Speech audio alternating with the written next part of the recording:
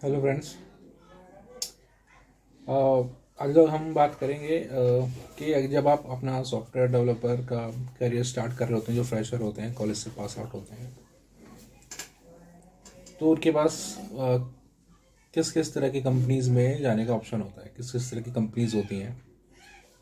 Basically अगर आपके campus में ही कंपनी आ रही है तो और आप का कॉलेज ज़्यादा बड़ा नहीं है, छोटा है, तो आपके पास वही ऑप्शन होता है जो आपके पास कंपनी आ रही है। कॉलेज में ज़्यादातर सर्विस बेस्ड कंपनी, तीन तरह की कंपनी होती है। एक सर्विस बेस्ड एमएनसी होती है, हो सकता है एमएनसी, हो सकता है एमएनसी ना भी हो, और हो सकता है एक प्रोडक्ट बेस्ड, सेकंड टाइप होता है प्रोडक्ट बेस्ड कंपनी होती है, एमएनसी भी हो सकती है, नहीं भी हो सकती है। और तीसरी होती है स्टार्टअप्स। तीन तरह के, जो हम मेजरली हम इनको तीन तरह की कैटेगरी में डिवाइड करते हैं। एक प्रोडक्ट बेस्ड हो गया, एक आपका सर्विस बेस्ड एमएनसी, और एक आपका स्टार्टअप। तो अगर आप इस स्टेज पे खड़े हैं, आपके पास तीन ऑप्शन हैं, आप किस पे जाना चाह रहे हैं, किस पे जाना चाहिए आपको, तीन ऑप्शंस हैं आपके पास। तो आपको कौन सी अपने करियर के स्टार्टिंग में कौन सी कंपनी चूज़ करनी चाहिए, तो ये आप कैसे डिसाइड करेंगे। तो आज हम बात करेंगे कि इन तीनों का कल्चर कैसा होता है, इन तीनों के प्रोज कॉन्स क्या है। मतलब कि अगर आप किसी पे मान लो सर्विस वाले में जा रहे हैं तो उसके फ़ायदे क्या हैं, नुकसान क्या है। और अगर आप प्रोडक्ट वाले में जा रहे हैं तो उसके फ़ायदे क्या है, नुकसान क्या है। इन तीनों के बारे में हम अलग अलग कैटेगरी वाइज बात करते हैं। हो सकता है ये वीडियो देख के आपको हेल्प हो जाए और आप डिसाइड कर पाए कि आपको किस तरह की कंपनी में जाना चाहिए। तो सबसे पहले हम लोग बात करते हैं सर्विस बेस्ड एमएनसीज की, जो ज़्यादातर कॉलेजेस में सर्विस बेस्ड एमएनसी ही आती हैं प्लेसमेंट के लिए, मास रिक्रूटमेंट के लिए। जैसे फॉर एग्जांपल ये कंपनी होती है आपकी टीसीएस हो गई, विप्रो हो गई, इन्फोसिस हो गई, एसेंचर हो गई, सीटीएस हो गई, और ये टेक महिंद्रा, ये सारी जो है एमएनसी कंपनी है। Service based MNC. Service based MNC का मतलब क्या होता है? सर्विस बेस्ड होती हैं कि जो कंपनीज दूसरी किसी कंपनी को या बाहर की कंपनी हो चाहे इंडिया की दूसरी कंपनी हो, उनको उनके लिए काम करती है, उनके सॉफ्टवेयर्स बनाती है, उनको टेक सपोर्ट प्रोवाइड करती है, जो उनका मतलब दूसरों की हेल्प करते हैं और उसके बदले में चार्जेस अपने लेती हैं। ज़्यादातर कंपनी इंडिया में सर्विस बेस्ड कंपनी ही है। तो अगर आप सर्विस बेस्ड जो लो लेवल की कंपनी है उसमें तो आप ना ही जाएं तो अच्छा है। अगर सर्विस बेस्ड एमएनसी में जा रहे हैं तो ठीक है। और उसमें मैं आपको बताता हूँ कि इसमें जाने के क्या क्या फ़ायदे हैं और क्या क्या नुकसान हैं। तो फ़ायदे क्या क्या हैं, पहले ये देख लेते हैं कि उनका आप जाओगे, जैसे आप कॉलेज से निकल के जाते हो सकता है आप किसी छोटे कॉलेज से हो, बड़े कॉलेज से हो, तो आप देखेंगे कि आपका सर्विस सर्विस एमएनसीज का इंफ्रास्ट्रक्चर बहुत अच्छा होता है। आपको हर तरह की फैसिलिटीज़ वहाँ मिलेगी। आपको आपके अलग ही आपको हो सकता है कैबिन मिल जाए, और सिस्टम बड़े बढ़िया होते हैं वहाँ पे। आपको कैंटीन मिलेगी, आपको और जिम भी हो सकता है मिल जाए, है ना। और आपको अलग से टाइम, अपना खाली टाइम जो होता है उसको पास करने के लिए अलग से एक सेपरेट स्पेस मिल जाए। और मतलब आप अगर आप कहेंगे किसी को मैं किसी इस कंपनी में काम करता हूँ, और किसी को दिखाएंगे, देखिए हाँ बहुत अच्छी अच्छी इनकी बिल्डिंग्स होती हैं, बढ़िया होता है इंफ्रास्ट्रक्चर उनका ना। तो एक तो ये बेनिफिट है, आपको लगेगा कि हाँ मैं कहीं अच्छी जगह काम कर रहा हूँ, उनकी लोकेशंस भी अच्छी होती है। आपको लगेगा कि हाँ यार मैं कहीं वाकई में एक अच्छी जगह कंपनी में काम कर रहा हूँ। एक तो ये इसका सबसे बड़ा बेनिफिट है।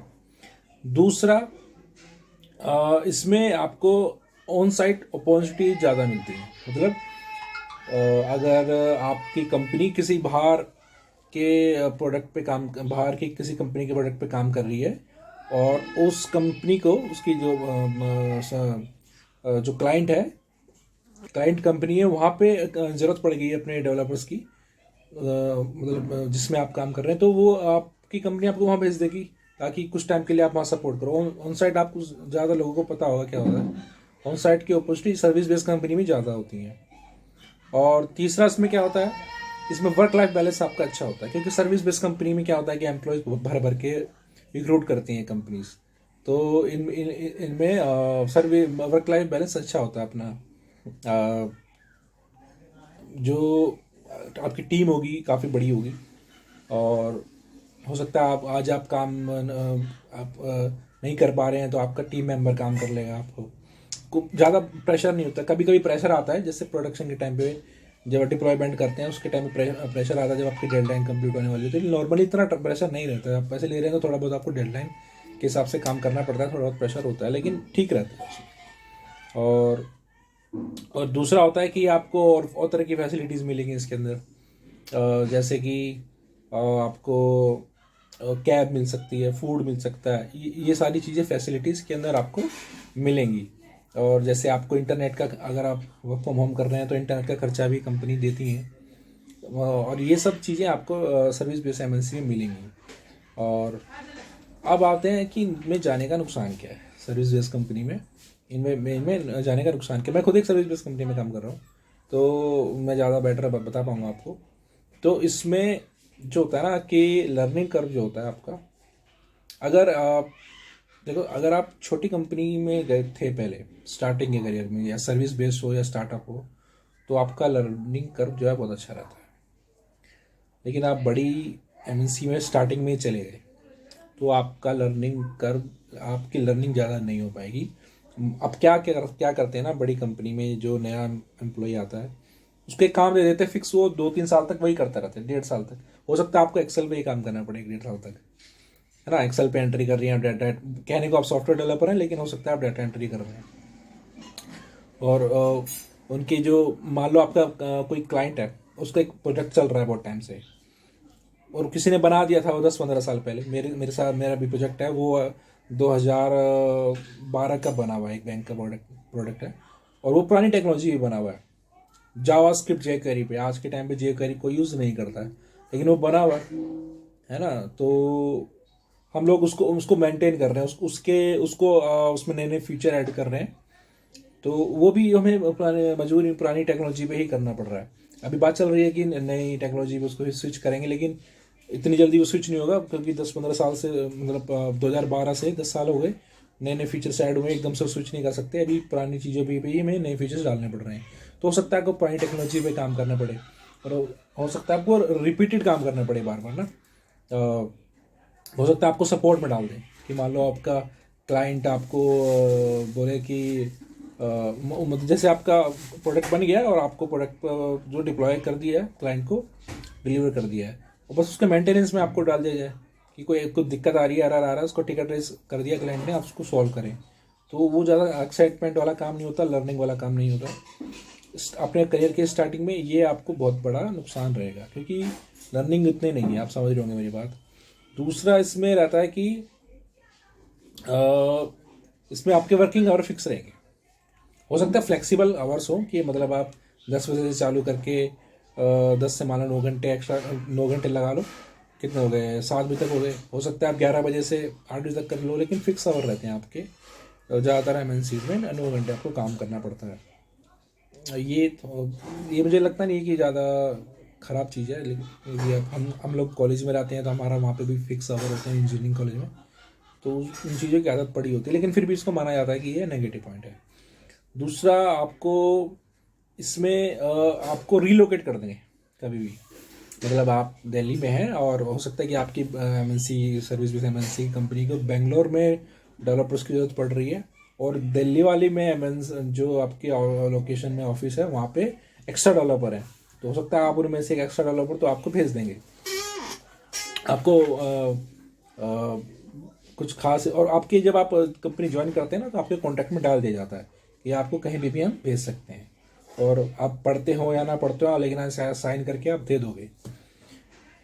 तो ये चीज़ें हैं, ये सर्विस बेस में जो है एक नेगेटिव पॉइंट है। दूसरा नेगेटिव पॉइंट है आपको, क्योंकि सर्विस बेस्ड कंपनी में हायरिंग बहुत ज़्यादा होती है ना। जैसे आपको पता होगा कि इन्फोसिस जो है बहुत सारे 100-200 कंपनी 100-200 फ्रेशर हायर करके ले आती है अच्छे कॉलेज से। तो इससे क्या होता है कि जो ऑलरेडी एग्जिस्टिंग एम्प्लॉय होते हैं कंपनी के, उनकी जॉब खतरे में रहती है, क्योंकि जो नए बंदे आ जाते हैं वो जल्दी सीख जाते हैं। आजकल के बच्चे तो 12th में ही 10th में भी कोडिंग चालू कर देते हैं, और कॉलेज पास करते करते तो वो लोग परफेक्ट हो जाते हैं। काफ़ी आ जाता है। रियल टाइम एप्लीकेशन का उनको एक्सपीरियंस नहीं होता, लेकिन उनको पता होता है वो, और रियल टाइम एप्लीकेशन का एक्सपीरियंस उनको 1 साल में 2 साल में हो जाता है। उससे क्या होता है कि जो जो सीनियर लोग हो जाते हैं, तो मतलब जो अपने आप को अपडेट नहीं कर रहे होते हैं, उनकी जॉब खतरे में हो जाती है। सर्विस बेस्ड कंपनी में ले ऑफ बहुत ज़्यादा इसीलिए होते हैं, जैसे कोई भी क्राइसिस आता है, अभी कोरोना गया था, तो उस तरह की सर्विस बेस्ड कंपनीज में ही जो है एम्प्लॉय को निकाला जाता है, ज़्यादा ले ऑफ ज़्यादा होता है। तो ये एक नेगेटिव पॉइंट है सर्विस बेस्ड कंपनी का। तो ये बात हो गई सर्विस बेस्ड कंपनी के प्रोज की और कॉन्स की। अब हम बात करेंगे प्रोडक्ट बेस्ड एमएनसी की। इसके क्या क्या फ़ायदा है और क्या क्या नुकसान है। प्रोडक्ट बेस्ड एमएनसी क्या होती है, जो जिनका खुद का एक प्रोडक्ट होता है। मतलब जैसे आप फॉर एग्जांपल आप अगर आप बात करें, जैसे फेसबुक हो गया, गूगल हो गया, इनका एक खुद का एक एडोबी होगी, और इनका एक खुद का प्रोडक्ट है। माइक्रोसॉफ्ट हो गए, एप्पल हो गई, ये इनके खुद के प्रोडक्ट हैं। हम प्रोडक्ट ये बना के लोगों को बेचते हैं, और आफ्टर सेल सर्विस तो देनी होती है, वह एक अलग बात है, लेकिन इनके खुद के प्रोडक्ट हैं। और इनमें जो है जॉब ज़्यादा सिक्योर होती है। और इनमें अब इनकी प्रोज एंड कॉन्स की बात करें। प्रोज क्या होते हैं, आपको जैसे आप मान लो कंपनी है कोई, आप कोई प्रोडक्ट बना रही है, तो आप लेटेस्ट टेक्नोलॉजीज पे आप काम करेंगे। वो कंपनी डिसाइड करेगी आपको किस पे काम करना है। सर्विस बेस में क्या होता है कि कभी कभी मोस्टली क्लाइंट ही डिसाइड करते हैं कि आपको किस टेक्नोलॉजी पे काम करना है, और आपको उस पर काम करना पड़ता है। चाहे आपको वो आती ना हो, आपको सीखना पड़ेगा, वो करना पड़ेगा। आपको उसमें इंटरेस्ट ना हो, आपको वो काम करना पड़ेगा। लेकिन प्रोडक्ट बेस में ऐसा नहीं होता। प्रोडक्ट बेस में आपको लेटेस्ट टेक्नोलॉजी पे काम करने के लिए दिया जाएगा, आपके इंटरेस्ट की टेक्नोलॉजी पे काम करने के लिए दिया जाएगा।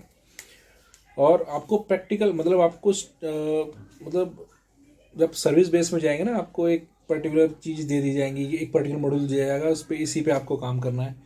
लेकिन पूरे प्रोडक्ट की हो सकता है आपको नॉलेज ना हो, आप बस अपना काम ख़त्म करेंगे और शाम को ऑफ कर देंगे। लेकिन अगर आप प्रोडक्ट बेस्ड कंपनी में, तो आपको पूरे प्रोडक्ट की नॉलेज होगी। आपको सिस्टम आर्किटेक्ट बनना ईजी हो जाता है फ्यूचर में, जैसे कि आपका एक्सपीरियंस बढ़ता है, क्योंकि आपको पूरे प्रोडक्ट की नॉलेज होगी, वो क्या कहाँ से स्टार्ट हो रहा है, कहाँ ख़त्म हो रहा है। तो ये आपको उसमें बेनिफिट मिलता है, उसमें आपको लर्निंग कर बहुत अच्छा होता है प्रोडक्ट बेस्ड कंपनीज में। दूसरा, अब इंफ्रास्ट्रक्चर तो इनका भी अच्छा होता है। अगर आप एमएनसी हैं, जाहिर सी बात है, चाहे प्रोडक्ट बेस्ड हो चाहे आपकी सर्विस बेस्ड हो, अगर एमएनसी इंफ्रास्ट्रक्चर उनका भी अच्छा होता है। तो उसमें हो गया। और ऑन साइट अपॉर्चुनिटी जो होती है इसमें होती है, लेकिन कम होती है सर्विस बेस्ड कंपनी के, अगर हम कंपेयर करें ना उनसे। तो प्रोडक्ट बेस्ड कंपनीज में आपकी ऑन साइट जाने की अपॉर्चुनिटीज़ कम होती हैं। और इसमें ये फ़ायदा होता है कि आपके वर्किंग आवर नहीं फिक्स नहीं होते। आप जब आपका दिल करे आप काम कर सकते हैं। मतलब कुछ ऐसा कॉलेज की तरह हार्ड एंड फास्ट रूल नहीं होता। जैसे आप एक इंजीनियरिंग कॉलेज को और डीयू से कंपेयर कर सकते हैं, है ना। वहाँ लाइफ थोड़ी इजी रहती है, यहाँ इंजीनियरिंग कॉलेज में थोड़ी टफ रहती है। तो दोनों में ये फ़र्क है। प्रोडक्ट बेस्ड कंपनी में आपको थोड़ा इजी लाइफ मिलती है, कुछ फिक्स वर्क नहीं होते उसमें। फ्लेक्सिबल तो होते ही हैं, लेकिन आप किसी किसी सर्विस बेस्ड कंपनी में ड्रेस कोड भी होता है, लेकिन प्रोडक्ट बेस्ड कंपनी में ऐसा नहीं होता, बहुत इजी लाइफ होती है। तो अब इसके कॉन्स की बात कर लेते हैं। मतलब अगर आप प्रोडक्ट बेस्ड कंपनी में है, तो अगर इसके नुकसान क्या है। बेनिफिट तो हमने बता दिए, लेकिन नुकसान भी इसके काफ़ी हैं। क्यों? क्योंकि काम का प्रेशर, उनके पास प्रेशर रहता है कि हमको भी, जैसे सर्विस बेस्ड कंपनी में प्रेशर रहता है कि हम लोगों को जल्दी से क्लाइंट को काम देना है। प्रोडक्ट बेस में भी ये प्रेशर रहता है कि हमें जल्दी से प्रोडक्ट कंप्लीट करना है, और ये हेक्टिक हो जाता है काफ़ी, है ना। कभी उसमें ज़्यादा आपको प्रेशर भी हो जाएगा कि टफ काम होता है, क्योंकि आपको लेटेस्ट टेक्नोलॉजी पे काम करना होता है, और हो सकता है वो आपको ना आती हो। तो सीखना और जल्दी से सीखना, उसको काम ख़त्म करना, ये आप पे हेक्टिक हो जाता है। और प्रोडक्ट बेस में क्या होता है ना, टीम बड़ी नहीं होती है आपकी। आपकी टीम ज़्यादा बड़ी नहीं होती और आप ही को कुछ ही लोगों को मिल के वो काम ख़त्म करना होता है जल्दी से जल्दी, तो प्रेशर ज़्यादा होता है, वर्क लाइफ बैलेंस आपका कम होता है। हाँ, एक चीज़ में ये नुकसान है कि आप हो सकता है मान लो आपने एक प्रोडक्ट के लिए कोई टेक्नोलॉजी आपने कंपनी के हिसाब से सेलेक्ट कर ली कि मेरे को इस टेक्नोलॉजी पे काम करना है, हम लोगों को इस पे काम करना है, और हो सकता है वो टेक्नोलॉजी आपके कंपनी के बाहर नहीं चल रही है ना, उसकी डिमांड नहीं है मार्केट में। तो आपको ये नुकसान रहेगा उसमें कि आपको अपने प्रोडक्ट की तो नॉलेज पूरी है, लेकिन हो सकता है आप वो टेक्नोलॉजी और कहीं यूज़ ना हो रही हो, तो ये आपको नुकसान हो सकता है, क्योंकि आपको उस प्रोडक्ट के लिए तो उसको नॉलेज चाहिए चाहिए, आप उसमें आपका एक्सपीरियंस भी हो जाएगा हो सकता है, लेकिन बाहर यूज़ ना हो रही हो, ना यूज़ हो रही हो। तो अगर, और इसमें एक चीज़ और है, आपका प्रोडक्ट कंप्लीट हो गया, आपने वो डिलीवर कर दिया, फिर आपका उसको सपोर्ट का काम चालू हो जाता है। प्रोडक्ट आपका कंप्लीट हो गया सारा, आपने सेल हो गई, उसके लोगों को देने लग गए, आपकी कंपनी उसको दूसरे कंपनियों को बेचने लगी, जो भी उनका मोटिव था, फिर आपको उसका प्रोडक्ट को सपोर्ट देना होता है कि हो सकता है उसमें नए फीचर डालें या सिर्फ पुरानी जो चीज़ें हैं उनको सही करें। आपको दूसरे प्रोडक्ट पे नहीं डाला जाएगा एकदम से ना, क्योंकि उसमें सपोर्ट के बंदे चाहिए होते हैं। लेकिन सर्विस बेस्ड कंपनी में क्या होता है, उनके पास नए नए प्रोजेक्ट्स आते रहते हैं जल्दी से जल्दी, तो एक प्रोजेक्ट से स्विच करके आपको दूसरे प्रोजेक्ट पर डाल देंगे। हो सकता है वहाँ पे एक नए किसी टेक्नोलॉजी पे काम करा, आपको हो सकता है वहाँ पे दूसरी कंपनी में दूसरे प्रोजेक्ट में अच्छे टेक्नोलॉजी में काम करने को मिल जाए, तो आपको अलग अलग डोमेन की नॉलेज भी हो जाती है। लेकिन आप एक प्रोडक्ट बेस में रहेंगे तो आपको एक पर्टिकुलर डोमेन में ही काम कर रहे हैं। मान लो आप जैसे कोई इंश्योरेंस की कंपनी है, तो आपको इंश्योरेंस डोमेन की ही नॉलेज रहेगी आप। लेकिन सर्विस बेस में आपको बैंकिंग में सॉफ्टवेयर में भी काम कर सकते हैं, फाइनेंस के सॉफ्टवेयर में भी काम कर सकते हैं, अलग अलग डोमेन वहाँ रहते हैं। तो ये फ़ायदे हैं, लेकिन मैं मोस्टली अगर आप जॉब सिक्योरिटी की बात करें तो प्रोडक्ट बेस्ड कंपनी में जॉब सिक्योरिटी अच्छी होती है, वो आपको पैसा भी बहुत अच्छा देती है। सर्विस के बेस्ड कंपनी आपको बहुत कम पैसा देती है प्रोडक्ट बेस्ड कंपनी के। अब आप ही देख लो ना, अगर आप फेसबुक अमेजोन इनमें जाओगे, आपको आप पैकेज आपको 50 लाख तक जाता है, और इनमें आपका 15 तक या 20 तक ही सीमित रह जाता है। और आपको एक चीज़ और है कि सर्विस बेस्ड कंपनी में आपको इंटरव्यू क्लियर करने के लिए आपको उतना ज़्यादा टफ इंटरव्यू क्लियर नहीं करना पड़ता है। डाटा स्ट्रक्चर एंड एल्गोरिथम इतनी हाई फाई नहीं होनी चाहिए, और अगर नहीं भी आएगी तो भी चल जाएगी। जैसे मैंने कई सारी सर्विस बेस्ड कंपनियों में काम करा है और इंटरव्यू भी लिए भी हैं और दिए भी हैं, तो कहीं ऐसा कॉन्सेप्ट आया नहीं है डेटा बेस और डेटा स्ट्रक्चर एंड एल्गो का। लेकिन आप प्रोडक्ट बेस की अगर इंटरव्यू देंगे, वहाँ पे आपका डीएसए अच्छा होना चाहिए, इसीलिए वो पैसा भी देते हैं आपको। वो कॉन्सेप्ट देखते हैं, वो टेक्नोलॉजी नहीं देखते हैं कि आपने किस टेक्नोलॉजी पे काम किया हुआ है। मैटर करता है प्रोडक्ट के डिपेंड, लेकिन मेजरली वो आपके देखेंगे आपके लॉजिक्स कैसे हैं। वो आप लॉजिक्स जज करने के लिए आपसे डीएसए के क्वेश्चंस पूछेंगे, और हो सकता है प्रैक्टिकल भी करवा के देखें। तो डीएसए के क्वेश्चन जो है, जो बड़ी स्टार्टअप्स होती हैं उनमें भी पूछे जाते हैं, बहुत ज़रूरी होता है। ये चीज़ें आपको सीखनी पड़ेंगी। अगर आप नहीं सीखना चाहते हैं तो आप सर्विस बेस्ड कंपनी में जा सकते हैं। जैसे मैं थोड़ा मेरे को समझ नहीं आता, मैंने कभी पढ़ा भी नहीं है, लेकिन हो सकता है, मुझे लगता है कि मुझे समझ नहीं आएगा डीएसए, तो मैं अपना सर्विस बेस्ड कंपनी में ही सही हूँ, और अभी ठीक ठाक मेरा पैकेज है, और देखता हूँ फ्यूचर में आगे क्या करना है। लेकिन मैंने कभी भी डीएसए के क्वेश्चन नहीं फेस किए हैं इंटरव्यू में। तो ये हो गए हमारे सर्विस बेस्ड कंपनीज़ और प्रोडक्ट बेस्ड कंपनीज़ में कि प्रोज क्या हैं, कॉन्स क्या हैं। अब बात करते हैं जो हमारे स्टार्टअप्स होते हैं, जो थर्ड टाइप होता है, उसमें हम तीनों में अगर बात करें तो लर्निंग कर सबसे बेस्ट रहता है स्टार्टअप में। उसमें आपकी टीम बहुत ज़्यादा कम होती है, सबसे ज़्यादा सर्विस में होती है। सब प्रोडक्ट और सर्विस में ऊपर नीचे हो सकती है, बराबर भी हो सकती है, कम भी हो सकती है, लेकिन सबसे कम जो होती है स्टार्टअप्स में होती है। हो सकता है आपके स्टार्टअप की फंडिंग ज़्यादा हो सकता है वो थोड़े मेंबर ज़्यादा कर लें, लेकिन वो ऐसा बहुत कम होने को मिलता है, क्योंकि आपको लिमिटेड लोगों को ही प्रोडक्ट जल्दी से जल्दी या ख़त्म करना पड़ता है, या चाहे सर्विस बेस्ड स्टार्टअप हो चाहे आपकी प्रोडक्ट बेस्ड स्टार्टअप हो। तो उनमें सबसे बेहतरीन लर्निंग करो आपका इसलिए रहता है उसके अंदर, क्योंकि आप फ्रंट एंड से लेकर बैक एंड तक दोनों पे काम करते हैं। आपको डिप्लॉयमेंट भी खुद ही करना पड़ेगा, फ्रंट एंड भी काम खुद ही करना पड़ेगा, आपको बैक एंड भी खुद ही करना पड़ेगा। जितनी भी लाइफ साइकिल होती है ना एक सॉफ्टवेयर, यूनिट टेस्टिंग और ये पीयर टू पीयर टेस्टिंग, ये सब आपको खुद ही करनी पड़ती है, मतलब जितने भी मेंबर होते हैं। तो आपको हर डोमेन की इसके अंदर नॉलेज हो जाती है। तो सबसे बेस्ट ये रहता है कि और जो अगर आपकी स्टार्टअप है उसकी फंडिंग अच्छी है तो आपको वहाँ पे पैकेज भी अच्छा मिल जाता है। सर्विस बेस एमएनसी से भी ज़्यादा अच्छा पैकेज मिल जाता है। हो सकता है प्रोडक्ट बेस एमएनसी का पैकेज भी मैच करवा दें आपको, अगर आपके पास इतनी स्किल्स हैं। मेरे पास नहीं है ऑब्वियसली, तो लेकिन बहुत से लोगों के पास होती है। अगर आपके पास है, आप तैयारी कर सकते हैं, और तो बहुत अच्छा आपको रहेगा, वहाँ पे लर्निंग कर भी आपका अच्छा रहेगा। अगर ये लेकिन स्टार्टअप हो गया, अगर आप अपने करियर की स्टार्टिंग में हैं, शुरू करें 1-2 साल 3 साल 4 साल के अंदर हैं, तो आप इनको ज्वाइन कर सकते हैं। दूसरा बेनिफिट आपका ये रहेगा इसके अंदर कि हर चीज़ स्क्रैच से चालू होती है, मैंने बता दिया आपको। आप हाँ, एक चीज़ ये है कि इसमें लेटेस्ट टेक्नोलॉजीज़ पे आप काम करेंगे। जैसे अब अगर सर्विस बेस में जाएंगे तो आपको डिपेंड करता है कि क्लाइंट आपको क्या बोलेगा, उस टेक्नोलॉजी पे काम करना पड़ेगा, या प्रोडक्ट ऑलरेडी बना हुआ है उनका, जैसे आपके कंपनी के क्लाइंट का, तो उस जिस टेक्नोलॉजी बना उसी पे काम करना पड़ेगा। और प्रोडक्ट बेस्ड कंपनी में जो उस कंपनी की उन्होंने डिसाइड करा हुआ था कि हमें इस टेक्नोलॉजी पे ही काम करना है।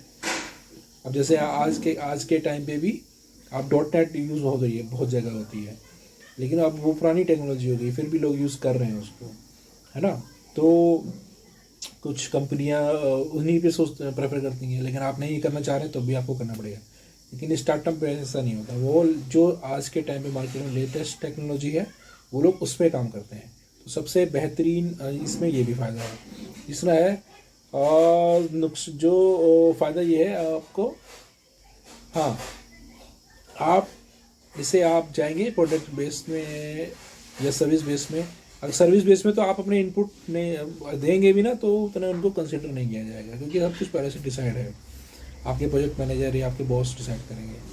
दूसरा प्रोडक्ट, अगर प्रोडक्ट बेस में जाएंगे तो उसमें जो प्रोडक्ट है उसका, अब जब आप चालू हो रहा है प्रोडक्ट तो उसमें आप अपने इनपुट दे सकते हो, काफ़ी हद तक उनको सुना जाएगा। लेकिन अगर आप जाओगे स्टार्टअप बेस में तो उसमें मतलब आपकी एक तो जब आप चीज़ें स्क्रैच से कर रहे हो ना, स्टार्टिंग से कर रहे हो, तो आपकी क्रिएटिविटी भी बढ़ेगी, आपके पोटेंशियल बढ़ेगा, क्योंकि आप सब कुछ कर रहे हो, फ्रंट एंड बैक एंड।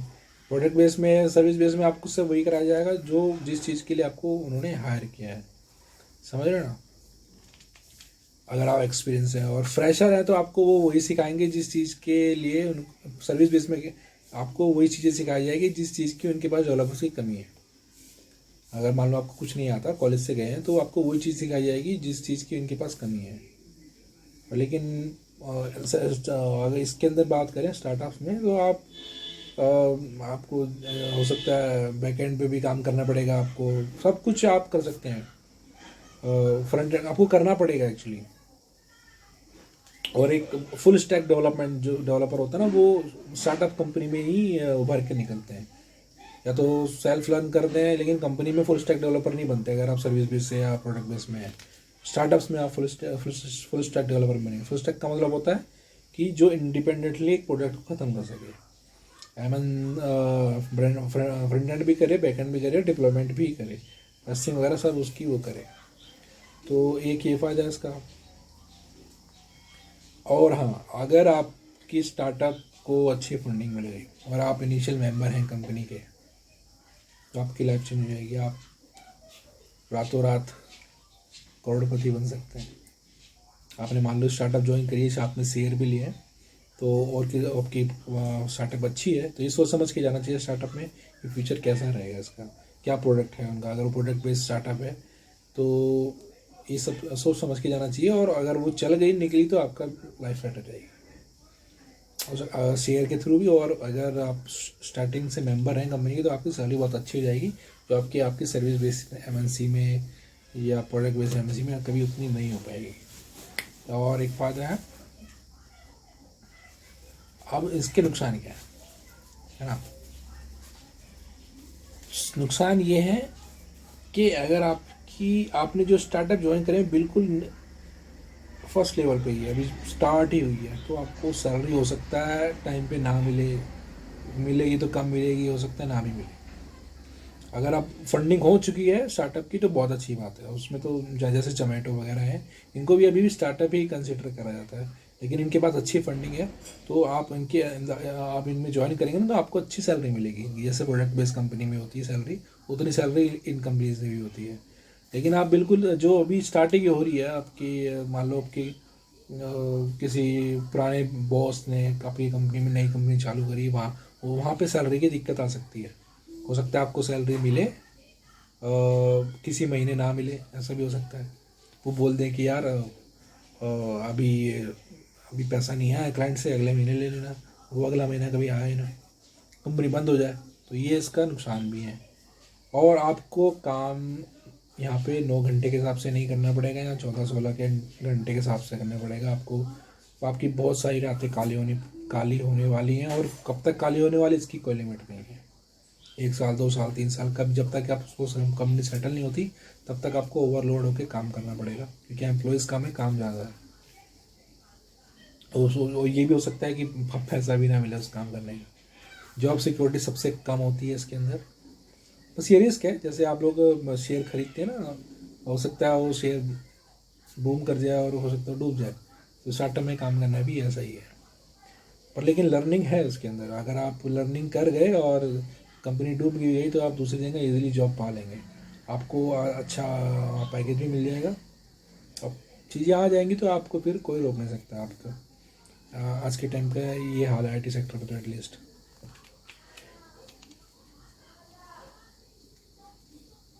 और बस ये है, जॉब सिक्योरिटी उसमें ख़त्म है और स्ट्रेस लेवल इसमें ज़्यादा है। तो अब तीनों कंपनी की हमने बात करी, तो तीनों कंपनी में क्या है कि इनके सबके अपने प्रोज हैं, इनके सबके अपने कॉन्स मैंने सबको बता दिए। तो आपको अपनी प्रायोरिटीज़ के हिसाब से डिसाइड करना पड़ेगा कि इसमें आना है आपको, किस में नहीं जाना है। तो तो ये आप लोगों को डिसाइड करना है। तो मेरा जो आप लोगों को सजेशन रहेगा, अगर आप करियर के स्टार्टिंग में या मिड में हैं और डिसाइड नहीं कर पा रहे हैं, तो वो ये है कि आप अपना करियर स्टार्टअप करें, या तो प्रोडक्ट बेस्ड एमएनसीज में। अगर आपके पास ऑप्शन से नहीं है तो बात अलग है, फिर ये अगर आपके आगे ऑप्शन ही नहीं है तो ये इस वीडियो को कोई फ़ायदा नहीं है आपके लिए। और अगर आपके पास ऑप्शन हैं तो आप प्रोडक्ट बेस्ड एमएनसी में जाइए या फिर स्टार्टअप में जाइए, कुछ साल काम करिए, एक्सपीरियंस करिए, आप आपके पास पैसा, आपका पैकेज भी अच्छा हो जाएगा इनमें। उसके बाद जब आप एक स्टेज से पहुंच गए हो, जब आपको ऐसी कंपनी चुननी हो, अपनी लास्ट कंपनी चुननी हो जिसमें आप रिटायर हो सकें, एक रेपुटेटेड एमएनसी में आप चले जाइए, सर्विस बेस्ड एमएनसी में, अपने करियर के लास्ट में, है ना। तो उसमें आपको स्ट्रेस कम रहेगा, क्योंकि लाइफ जब आप शादी हो जाएगी, आपके बच्चे जाएंगे, तो आपको कम स्ट्रेस चाहिए, टाइम ज़्यादा लेने चाहिए। तो वो आपको एक reputed MNC, service based MNC ही दे सकती है। हो सकता है आप कौन सा आई भेज जाए, और उस एमएनसी में आपको एज ए डेवलपर नहीं जाना है, उस सर्विस बेस्ड एमएनसी में आपको एज ए डेवलपर नहीं जाना है। उसमें आप जा सकते हैं सिस्टम आर्किटेक्ट बन के, या आप हो सकता है किसी टेक्निकल स्पेशलिस्ट बन के जा सकते हैं, या आप मैनेजमेंट में भी जा सकते हैं। तो वो उस अपने जो रिटायरमेंट की आप कंपनी सेलेक्ट करो लास्ट फेज वाली, तो मेरे हिसाब से वो चुननी चाहिए सर्विस बेस्ड एमएनसी। बहुत से लोग प्रोडक्ट में भी रिटायर हो जाते हैं, लेकिन स्ट्रेस रहता है वहाँ पे हमेशा ना। तो जो सर्विस बेस्ड कंपनी होती है वहाँ पे जो स्ट्रेस रहता है वो डेवलपर्स के ऊपर रहता है।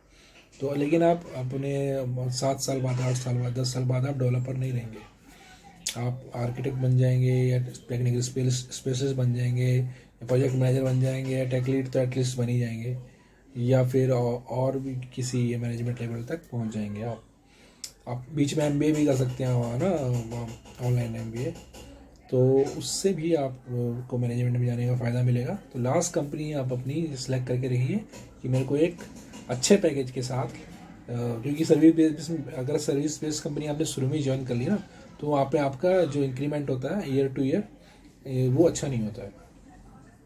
हाइक भी वो कंपनीज इतना नहीं देती हैं, अगर आप किसी और कंपनी से सर्विस बेस्ड कंपनी में जाएंगे तो उतना हाइक नहीं मिलता आपको जितना प्रोडक्ट बेस्ड कंपनी में मिलता है। लेकिन आप एक बार अच्छे पैकेज पे पहुंच गए ऑलरेडी और तब वहाँ पे जाएंगे तो आपको थोड़ा बहुत हाइक मिलेगा जो मिलेगा, और उसके बाद आप वहाँ सेटल हो जाए रिटायरमेंट तक, जो जितना भी आपने प्लान करा हुआ है। तो मेरा ये मोटिव है। लेकिन मैंने कभी प्रोडक्ट बेस्ड कंपनी में काम करा नहीं, मैं हमेशा सर्विस बेस्ड कंपनी में ही काम कर रहा हूँ। और एक लास्ट स्विच मेरे को और करना है अभी अगले साल या 1.5 साल में। एक फाइनल स्विच करना है मैं अच्छे पैकेज के साथ। अभी मेरा पैकेज ठीक है, और एक लास्ट स्विच और करूँगा 1 साल 2 बस, उसके बाद मैं उस कंपनी में फाइनल रिटायरमेंट तक रुकने वाला हूँ। तो बस आज की वीडियो के लिए इतना ही। आप अपने प्रायोरिटी के हिसाब से डिसाइड कर सकते हैं आपको किस में जाना। मैंने लगभग सभी पॉइंट कवर कर दिए हैं इसके। और थैंक यू। और प्लीज़ वीडियो को लाइक करें और चैनल को सब्सक्राइब करें। Thank you.